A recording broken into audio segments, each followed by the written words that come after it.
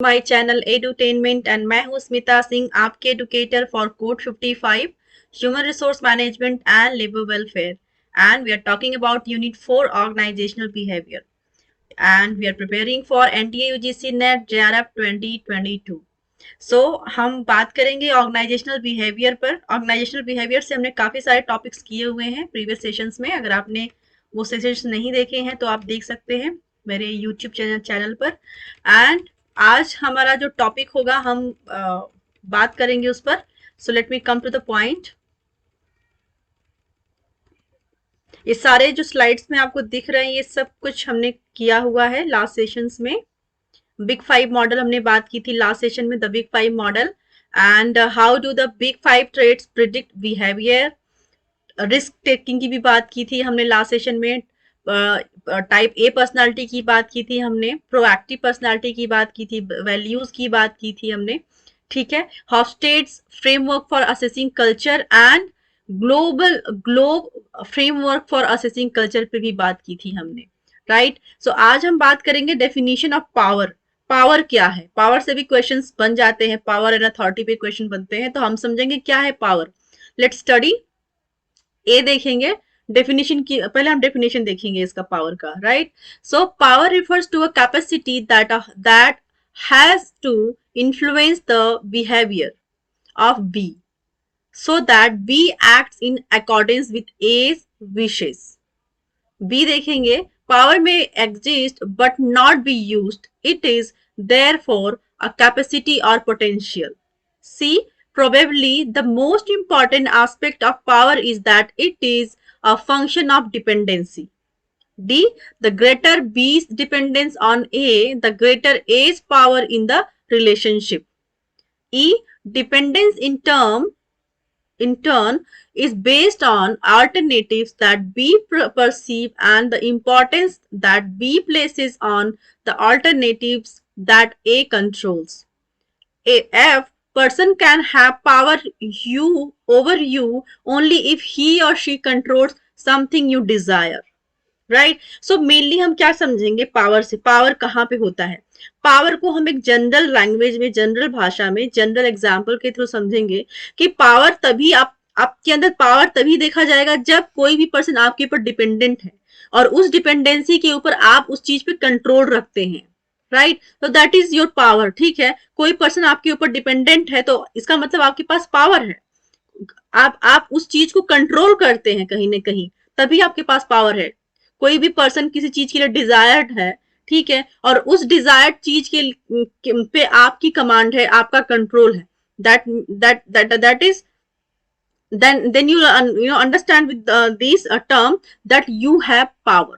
Right, so power का एक simple definition के तौर पे आपने देखा, पॉइंट वाइज आपने देखा कि सिंपल लैंग्वेज में आप बात करेंगे जब डिपेंडेंसी होती है किसी भी पर्सन की, ठीक है, और उस डिपेंडेंसी पे पावर, सपोज पर्सन ए है पर्सन बी है, ठीक है, पर्सन बी ऑटोमेटिकली पर्सन ए के ऊपर डिपेंडेंट होता है और उस डिपेंडेंसी के कारण कारण पावर जो पीपल पर्सन ए है वो पावरफुल कहलाता है, क्योंकि उसके पास, क्योंकि वो उसके ऊपर किसी न किसी की डिपेंडेंसी है, पर्सन बी की डिपेंडेंसी है, उसके अलावा किसी और की भी बात कर लें उसकी डिपेंडेंसी है, ठीक है, और उस डिपेंडेंसी के तहत उस पर्सन के पास पावर है और कैपेसिटी है to deal with that situation.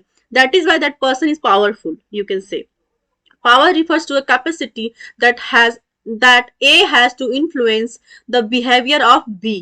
ठीक है, सो जो बी पर्सन बी है, पर्सन बी के बिहेवियर को इन्फ्लुएंस करता है person A, that is why he is a powerful person, so that B acts in accordance with A's wishes. Right, power में exist but not be used. ठीक है, power हो सकता है कि एग्जिस्ट एग्जिस्ट करता है या करता हो सकता है, लेकिन ये यूज नहीं किया जाता है. It is therefore a capacity और पोटेंशियल. चूंकि ये एक कैपेसिटी और पोटेंशियल होता है, ठीक है, किसी भी पर्सन के अगर कोई भी पर्सन है, उसकी कैपेसिटी क्या है, उसके पोटेंशियल्स क्या है, उसकी क्या क्षमता, वो क्या कर सकता है, दैट इज पावर. और उसी पावर पे अगर कोई डिपेंडेंट है, कोई पर्सन बोलता है कि ठीक है ये काम तो मुझे आता ही नहीं, आप ही को आता है, आप ही कर दो मेरे काम, या फिर आप मुझसे बेटर जानते हैं आप करिए, तो जहां पे डिपेंडेंसी आ गई ऑटोमेटिकली वो पर्सन पावरफुल हो गया आपके पास, राइट, आपके आपके लिए, right. So that is the power. Contrasting leadership and power, हम देखेंगे leaders use power as a means of attaining group goals, leaders achieve goals and power is a means of facilitating their achievement. B, differences between leadership and power, ठीक है। So जो contrasting leadership and power की जहां पे बात की जाएगी, आप देखेंगे कि leaders are power as use power as a means of attaining group goals, ठीक है। वो अपना पावर कहाँ पे यूज करता है, वो यूज करता है जब ग्रुप के जो भी सबऑर्डिनेट्स हैं, जो ग्रुप्स हैं, उनको उनको क्या गोल्स दिए गए हैं, क्या उनको टारगेट्स दिए गए हैं, उनको अचीव करने में, उनकी हेल्प करने में वो अपने पावर का यूज करता है, ठीक है। वो उस गोल को अचीव करने के लिए वो पावर को यूज करता है। Leaders achieve goals and power is a means of facilitating their achievement, ठीक है। तो लीडर उस वे में गोल्स को अचीव करता है and power is a means of facilitating their achievement, उनके जो अचीवमेंट है, जो उन्होंने गोल की प्राप्ति की है, जो चीजें उन्होंने कर दिखाई है, उस चीज को फैसिलिटेट करता है in a form of power, you can say. Differences between leaders and power, देखेंगे गोल्स कंपैटिबिलिटी, बी के अंदर देखेंगे differences between leadership and power. So leadership और पावर के बीच में क्या डिफरेंसेस है, हम देखेंगे किस तरह से इसको आइडेंटिफाई करेंगे दैट लीडरशिप क्या है एंड पावर क्या है, पावर क्या होता है, ठीक है। लीडरशिप को कुछ लोग मिस इंटरप्रिट कर सकते हैं, मिसअंडरस्टैंड कर सकते हैं that leadership means powerful. No, leadership and power में क्या डिफरेंस है आपको देखने को मिलेगा। गोल कैपेबिलिटी, ठीक है, गोल कैपेबिलिटी के बेसिस पे आप डिफरेंशिएट करेंगे। Power does not require goal compatibility, merely dependence. Third, leadership on the other hand requires some congruence between the goals of the leader and those being led.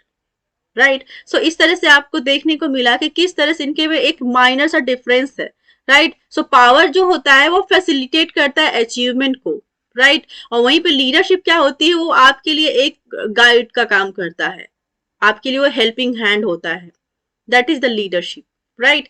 सी देखेंगे the direction of influence, क्या influence की क्या directions हैं आपको देखने को मिलेगा यहाँ पर।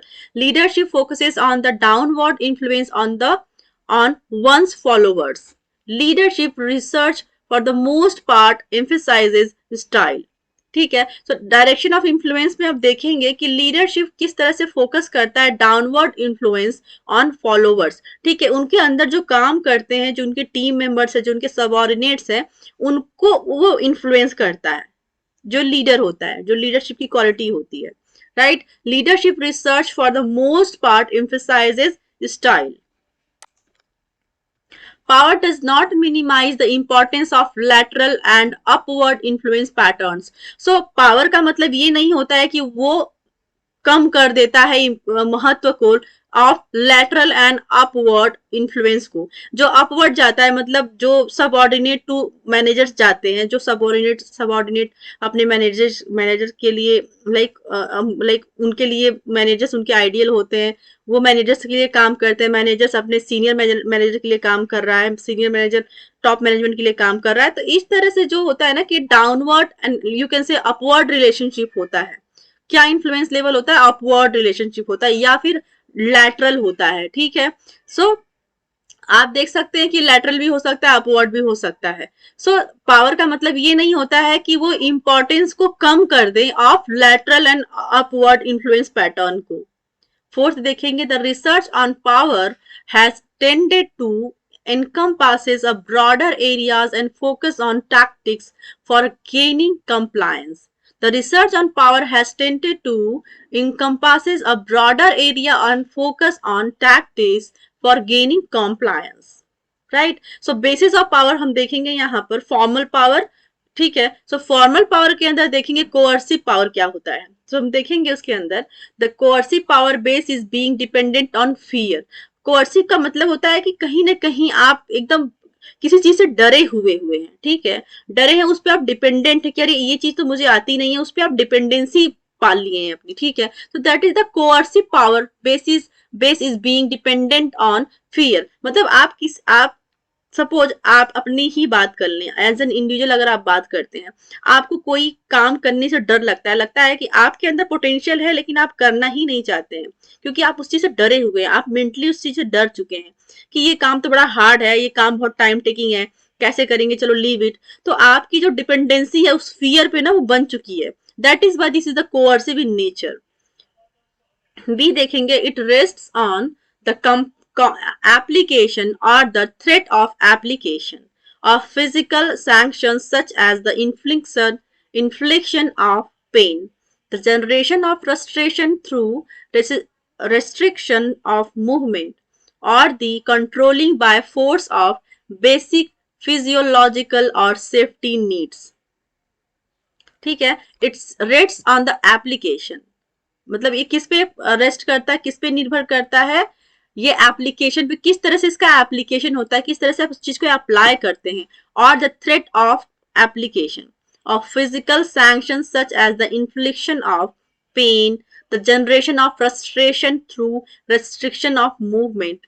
ठीक है, जब आप किसी चीज को करना चाहते हैं लेकिन उस चीज के लिए पर्टिकुलरली आपको डर है, ठीक है, कहीं ना कहीं आप डरे हुए हैं, आपके अंदर पोटेंशियल है लेकिन फिर भी आप चीज को करने से डरते हैं, तो उसके अंदर जो उस चीज को करने को लेकर जो आपके अंदर फ्रस्ट्रेशन होती है कि करूं कि ना करूं, करने में डर लग रहा है या फिर हो पाएगा कि नहीं हो पाएगा, जो फ्रस्ट्रेशन होता है ना, that is the coercive, you can say that is the coercive power, और the controlling by force of basics physiological और सेफ्टी नीड्स। कहीं ना कहीं आपको लगता है कि ठीक है, सेफ जोन में रहना ज्यादा बेटर है rather than going to doing something what is beyond to your capacity होती है, पोटेंशियल होता है, लेकिन फिर भी आपके अंदर कहीं ना कहीं फियर है जिसकी वजह से आपके वो सारे पोटेंशियल्स, सारे विलिंगनेस दबी हुई हैं, right.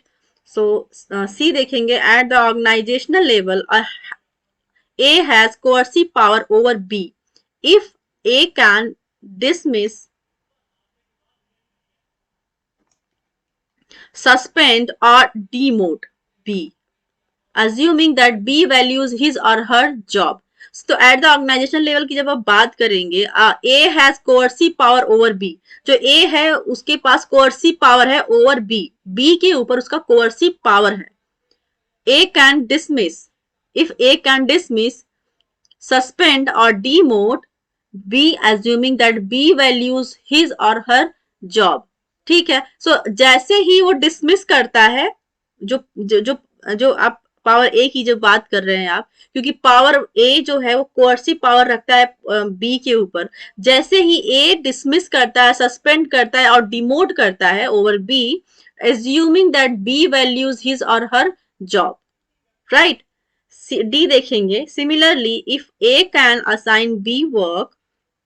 assign B work activities that B finds unpleasant or treat B in a manner that B finds embarrassing, possesses coercive power over।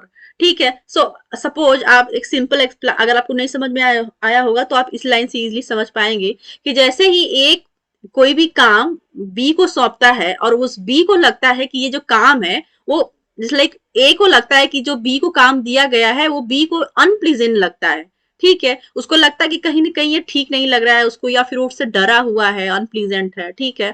तो B in a manner that B or finds embarrassing, तो उसके case में क्या होता है कि B थोड़ा embarrassment लगता है बी को कि अरे ये काम तो मुझे नहीं आ रहा है, या फिर करने तो आता है लेकिन ठीक से कर नहीं पा रहा हूँ या कर नहीं पा रही हूँ।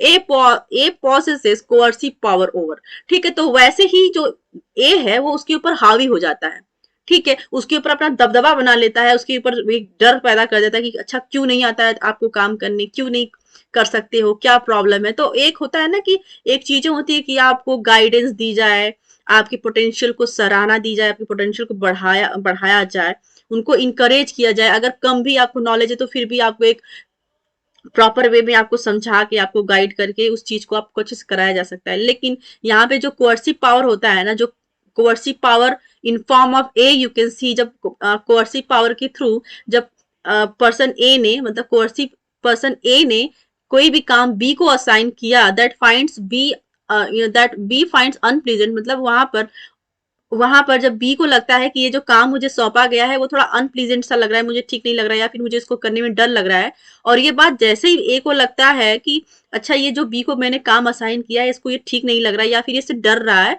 तो उसके ऊपर वैसे ही हावी हो जाता है। ठीक है, तो दैट इज कॉल्ड दैट, वो हावी होना, ए का हावी होना बी के ऊपर कि बी को नहीं ये काम आता है, क्यों नहीं आता है, तो उसके ऊपर जो हावी होना होता है that is the coercive power. ठीक है, कहीं ना कहीं आप उसको और डरा रहे हैं, कहीं ना कहीं आप उसको सराहना, कहीं ना कहीं आप उसको सपोर्ट नहीं कर रहे हैं, कहीं ना कहीं आप उसको इंकरेज नहीं कर रहे हैं, कहीं ना कहीं आप उसको मोटिवेट ना करके आप उसके ऊपर और अपना दबदबा बना रहे हैं, आप उसको डोमिनेट कर रहे हैं। That is the coercive power, you can say. Reward power क्या होता है? रिवॉर्ड पावर हम देखेंगे। The opposite of coercive power is reward power. जो रिवॉर्ड पावर होता है बिल्कुल अपोजिट होता है कोवर्सिव पावर के। ठीक है, people comply because doing so produces positive benefits. Therefore, one who can distribute rewards that others view as valuable will have power over those others. These rewards can be anything that another person values. D. These rewards can be either financial, such as controlling pay rates, raises, and bonuses, or non-financial, including recognition, promotion, interesting work assignments, friendly colleagues, and preferred workerships or sales territories. ठीक है, तो जहां पे आपने देखा कि coercive power है, आपको कोई काम नहीं आता है, आपके मैनेजर आपके ऊपर दबदबा बना लेते हैं, आपको और डरा देते हैं, that is the coercive power. वहीं पर आप देखेंगे दूसरी तरफ रिवॉर्ड पावर भी होता है, जहां पर आपके काम को सराहा जाता है, आपको रिवॉर्ड दिया जाता है in a form of finance, in a form of promotion, in a form of interest work assignments, in a form of recognition. तो आपको एक वैल्यू दी जाती है, वो वैल्यू आपकी फिनेंशियल भी हो सकती है, या तो आपको कह सकते हैं कि मॉरल भी हो सकती है, वो आपके लिए एक इंकरेजमेंट होता है। ठीक है, सो ये बिल्कुल उसके अपोजिट होता है, कोवर्सिव पावर के बिल्कुल अपोजिट होता है, जहां पे आपको जो चीज नहीं आती है उसके उसके लिए आपको और डराया धमकाया जाता है, उसके कि आप जो करना जानते हैं वो भी आप नहीं कर पाते उस चीज में। लेकिन यहाँ पर रिवॉर्ड पावर में आप देखेंगे जो आपने काम किया उसको सराहा जाता है इन फॉर्म ऑफ फिनेंशियल, वो पैसे से भी हो सकता है, आपका सैलरी इंक्रीमेंट हो सकता है, आपको बोनस दिया जा सकता है, आपको अदर बेनिफिट्स के रूप में भी दिया जा सकता है, या फिर आपका प्रमोशन कर दिया जाए। ठीक है, आपको अच्छे असाइनमेंट्स दे दिए जाए उसके बदले में, आपका अब जो रिलेशनशिप होता है और फ्रेंडली हो जाता है, तो उससे क्या होता है कि वो पर्सन जो है, वो जो एम्प्लॉय होता है, वो जो इंडिविजुअल पर्सन होता है, वो और ज्यादा इंकरेज होता है, मोटिवेट होता है, और वो और अच्छा करने की कोशिश करता है। तो that is why coercive power is different from reward. You can say this is the opposite from the reward power, and you can say vice versa, you can say reward power is opposite to coercive power. Legitimate power क्या होता है, we'll see here.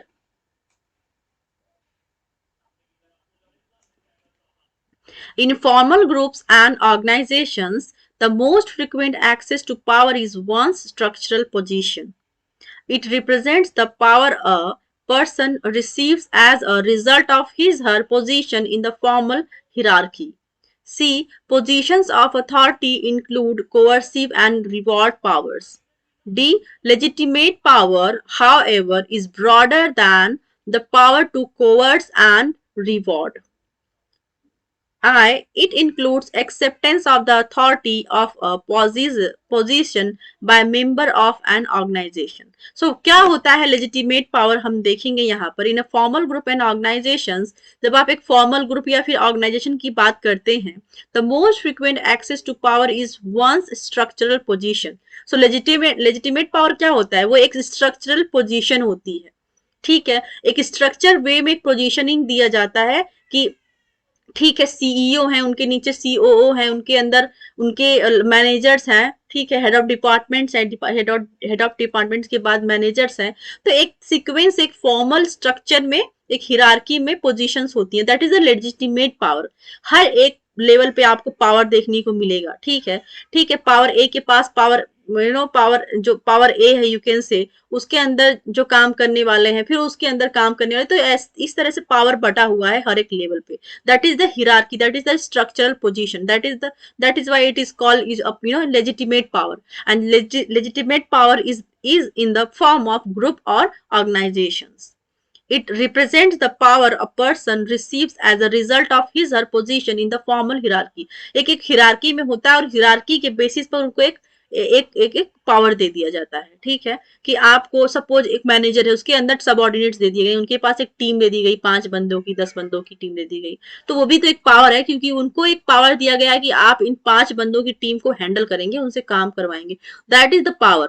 अब managers जो है, managers के ऊपर एक head of department होता है, हेड होते हैं, फिर वो उनसे पूछते हैं कि आप अपने अपने डिपार्टमेंट में क्या काम कर रहे हैं, अपने सबऑर्डिनेट्स के साथ कैसे काम करवा रहे हैं, क्या टीम के क्या आउटपुट है, क्या परफॉर्मेंस लेवल है, तो वो भी एक कहीं ना कहीं एक पावर रखा हुआ है, ठीक है, कि जो सारे डिपार्टमेंट्स का लेखा जोखा देखता है।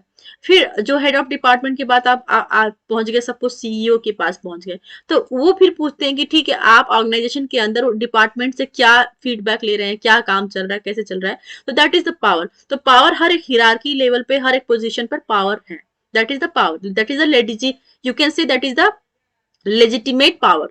And legitimate power is in the form of hierarchy, in the form of formal groups and organizations, right? Positions of authority include coercive and reward powers. So जो पोजीशन ऑफ अथॉरिटी होती है, जब authority की बात करते हैं तो वो फॉर्म किस फॉर्म में होती है, वो कोअर्सिव पावर के रूप में भी होती है एंड रिवॉर्ड पावर के रूप में भी होता है। Legitimate power however is broader than the power to coerce and reward. So जो लेजिटिमेट पावर होता है वो ब्रॉडर स्पैन होता है, ठीक है, वो ब्रॉडर होता है इन नेचर ऑफ। अब अगर आप कंपेयर करेंगे कि जो पावर कोअर्सिव पावर है, जो रिवॉर्ड पावर है, उनके कंपैरिजन में लेजिटिमेट पावर क्या है, तो you will find that it is the broader than the power to coerce and reward. It includes acceptance of the authority of a position by members of an organization. तो जो legitimate power होता है वो include करता है acceptance of the authority, authority के acceptance को include करता है of a position by members of an organization, right? सो हमने आज बात की, पावर्स की बात की हमने, right? So definition of power पे हमने देखा कि क्या इसकी डेफिनेशन से एक सिंपल वे में किस तरह से आप पावर को समझेंगे, क्या मतलब होता है, क्या इसका डेफिनेशन है पावर का। कॉन्ट्रास्टिंग लीडरशिप एंड पावर की बात की हमने डिफरेंसेस की बात की, क्या लीडरशिप है, क्या पावर है, पावर एंड लीडरशिप में क्या डिफरेंस है, ठीक है, उनके डायरेक्शन एंड इन्फ्लुएंसेस की बात की हमने पावर की, ठीक है। हमने फॉर्मल पावर में देखा कि कोवर्सिव पावर क्या होता है, राइट? वहीं पे हमने देखा कि रिवॉर्ड पावर क्या होता है और एंड लेजिटिमेट पावर क्या होता है, ठीक है। उनमें हमने डिफरेंसेस भी देखे कि कौन ब्रॉडर है, कौन नैरो है, कौन छोटा है, कौन बड़ा है, कौन किसके अंदर आता है, किसकी कितनी अहमियत है, कौन क्या काम करता है, ठीक है। तो हमने पावर की बात की। Factors contributing to political behaviour की बात करेंगे हम नेक्स्ट सेशन में। तब तक के लिए आप मेरे साथ जुड़े रहिए, मेरे साथ बने रहिए, and thank you so much for watching me. Thank you very much.